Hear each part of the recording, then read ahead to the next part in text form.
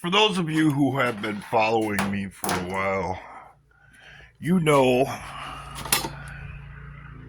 that I've done some experiments with hydrogen. I've actually made several different versions of a hydrogen generator to try to figure out the best one for what I want to use it for. The problem I'm having is, you can build a lot of hydrogen generators, but the more you build or link in series, the higher they draw. The more they draw, the more heat they're going to make, and so forth and so on. Initially, that was all about volume for me. Because believe it or not, I actually managed to get that thing started on hydrogen, but I didn't have enough volume available to keep it running.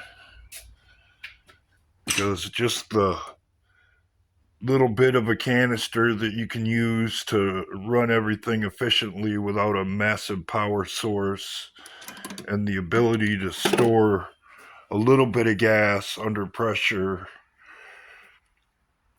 is kind of tricky, because you can pressurize hydrogen. Well, first of all, let me explain kind of how it works. This is actually what I should demonstrate.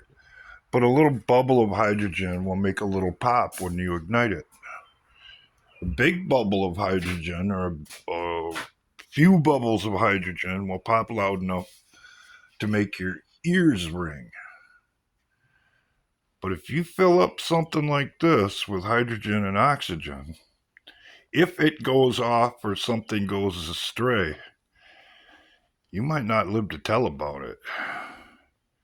And the reality of what I'm trying to do, I'm thinking I'm going to have to fill up 3 of these under pressure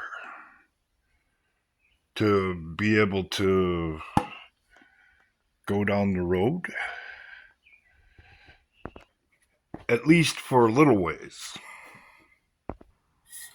The problem with hydrogen is this: it burns and combusts really hard. And it burns so fast that if you lit it on fire and sprayed it out of a can like you can do with paint, by the time you took your finger off the trigger, the fire would go back into the can and it would explode. That's where bubblers and pressure relief valves come in at.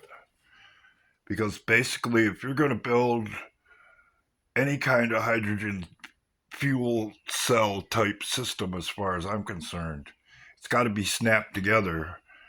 So if something goes wrong and it ignites back into the system, that it'll all snap apart. Because you can burn it off and it'll only make a whoosh. But if it's contained when it ignites, that's a whole nother story. So here's my question. Even though I'm the one that called Russiagate 7 years ago, and it took that long for the CIA to make a report stating that pretty much the way that I broke it down in a video called How It Works was the way it went. But it wasn't quite accurate. As a matter of fact, things are a little bit worse than I suspected or found out later on. But my question is, if you have 10 pounds of hydrogen in a bottle of like this, and pressurize another one to 10 pounds, do you have 20 pounds of hydrogen, or just 10 pounds with more volume, if it's all linked together? And the important question, could misjudging that be a life or death decision?